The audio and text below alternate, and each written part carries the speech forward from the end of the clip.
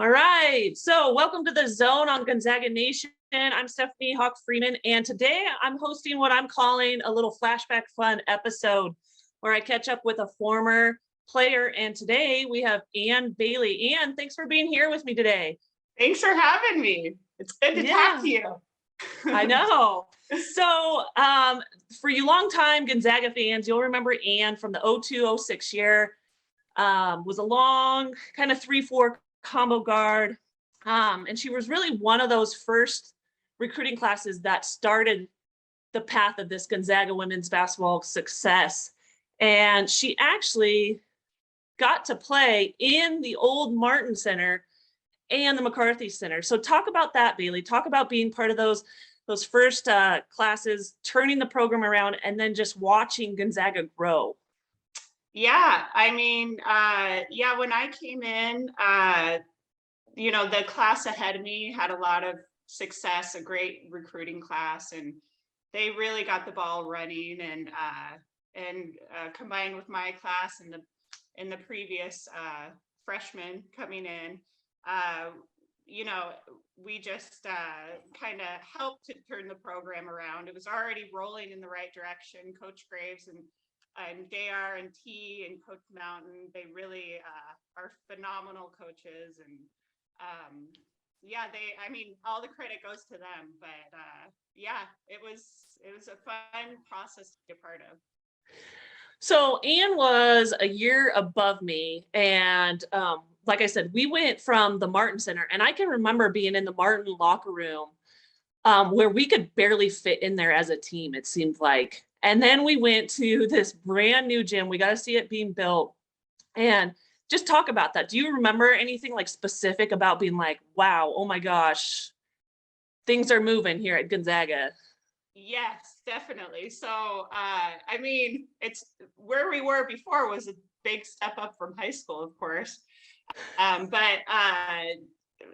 Being part of the building process, being there, watching it being constructed, some of the building ceremonies that went on. I remember we signed one of the main scaffolding beams there and signed our names and wrote some secret messages that only we'll remember. So those will forever be in that stadium. But no, it was really something to be a part of. When it was all done and finished and we got to go in there, it was just jaw-dropping, for us. And the beautiful locker room, the beautiful court, the stadium, all that fancy stuff that goes along with it. I know it's that times 10 at this point from when I was there, but it was awesome. But it wouldn't be without all those fans, So that's one thing about Spokane. They really showed up for our team and do times 10 to this day. So that's great. Yeah, I think you're right on. The facilities definitely set it apart, but it's really the fan base that just sets the Gonzaga women's basketball and, even on the men's side, so far out from any other program. And so you came back a few years ago for alumni, and I kind of toured you around to the new practice facility and the weight room. I mean, talk about that. Yeah, so I thought we had it pretty good when I was there. It was already, you're a kid going into that place and it's like, wow, we get to play here. Well, but yeah, talk about wow factor. When I got to see what's going on with the shoe wall, the fancy movie theater, video room, the amazing weight room. Just top of the line. I can't imagine any other school has much more than that. So Definitely Gonzaga is competing with the best of the best. And obviously they have the success behind it. But yeah, it's just pretty amazing to see how far it's come, and the whole campus, how much it's grown. Gonzaga, people want Gonzaga, and Spokane is a wonderful community that is so supportive, and I love the Spokane people. Yeah. So for those of you that remember Anne, you might, like I said, you might remember a 3-4 combo guard that could stretch the defense and then go to work inside. But what you might not know is that she literally actually shot the lights out in a gym during a game. Bailey, tell us a little bit about that. Yeah, I didn't remember that until you brought it up the other day. But yes, I remember the moment very well. I shot the ball. The ball was midway to the hoop, and everything went black. It just shut down, and I heard a swish. So either I made it or I airballed it and just hit the net. But I was trying to tell the refs that they should count that basket, but they didn't, unfortunately. So that was an interesting one. We had to go in the locker room. I think it took an hour or so before they got the lights back, the power back. And we went out and stretched and finished the game. I think we came up short, so that 3 would have been nice if we could have gotten that in. Yeah. I went back and read that recap, and it did. Yeah, lost in overtime. And that was actually in the conference tournament.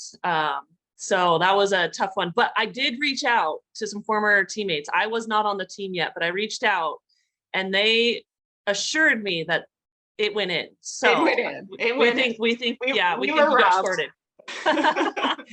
Okay, so after basketball, did you continue in basketball? Tell us what you did. Did you continue in your career? Did you give back somehow? Tell us a little bit about that. Yeah, so I was in the position like a lot of seniors are, where what do you want to do next? You want to look at going into a different career, or you're young, you don't have anything holding you down. So it was like, well, why don't I try playing overseas? I mean, it's an amazing opportunity. You get to live somewhere else, and you're not, you're getting paid for it. So you're able to at least live somewhere for free and have an experience. So I got an agent. My good friend, teammate, Ashley Anderson, got the same agent. And our agent said, well, there's this place in Finland, in Espoo, Finland, that's looking for 2 Americans. Do you guys want to go together? And we said, heck yes. So, it's kind of intimidating if you're to take something on your own. So there's this package deal, and they're looking for 2 Americans. So we said, let's go together. It's a little less scary, and we're best friends, so let's go have fun. So we went to Espoo, Finland, and played for the Espoo basket team. That was our team name. And it's just like 15 minutes outside their big city, Helsinki. And we were there for, I believe, 8 or 9 months. We got to come home for Christmas, but pretty much we're there the whole time. And it was a great experience. We just basically traveled around the country by bus and played different teams. And most of the players were Finnish. Some players from Russia and other parts of Europe were there as well, and America. But no, it was a great experience. Beautiful country. I have friends that I made there, and I'm really glad I took the opportunity to do that. Nice. Yeah, and I know a couple of them actually came to the United States, and I got to meet them and hang out with them. They were a lot of fun. Yeah. I think you even did a little bit of coaching for a little stint too, right? Yeah, I've coached a little bit younger ages, and then I coached high school. I coached a middle school team, middle school girls basketball team, and then JV high school at Jackson High School in Everett. And then I also coached a couple of years at Snohomish High School, which is that's where I graduated, went to school. And then I had kids and said, no more, had a baby and said, no more nighttime stuff. So I've taken a break from coaching since then. But I'd like to get back to it slowly, maybe middle school level, commit to 8 weeks of the year, something like that. Start small someday. Well, I'm sure anybody would love to have you. So what are you doing now?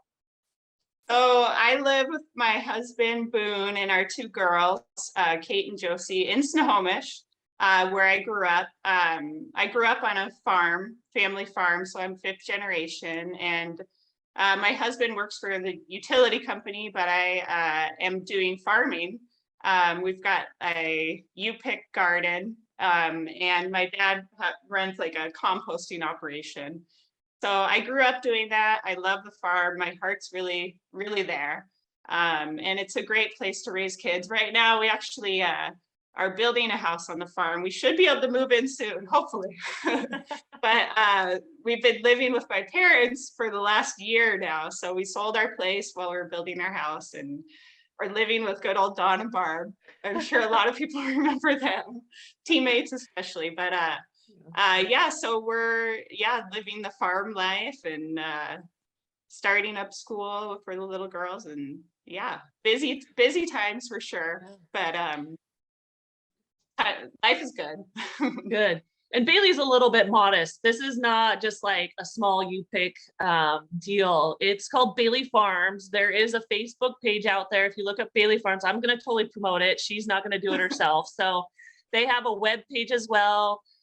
Very similar to like Spokane, for you Spokane people, like Green Bluff. They do the fall festivities, the pumpkin picking in the fall with the kettle corn. If you're really lucky, you might catch a Boone driving a tractor or stirring the kettle corn or something like that. But it's pretty cool. I've been out there, great vegetables. So if you're in the area, definitely check it out. So in the previous episode, I was talking with Coach Fortier about the Gonzaga family, and really, I kind of feel like I've been hiding this secret because I don't know how many people know. So, hey, hang on just a second. I gotta make sure we do this right. So just hang on here.